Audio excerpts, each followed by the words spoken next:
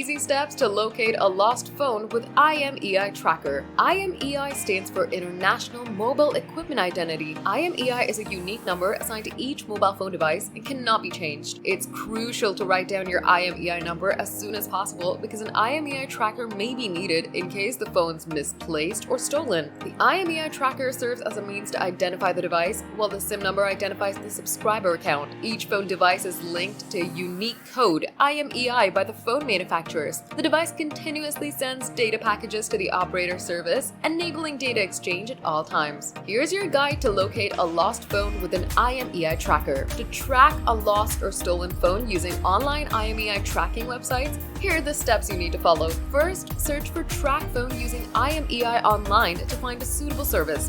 You can use this technology for parental control and social services, but it is essential to exercise caution and not be too intrusive. In the appropriate online form, enter the valid IMEI number. Provide the country where the mobile phone was registered. The IMEI tracker will then provide a precise update on the phone's status, indicating whether it was lost or stolen.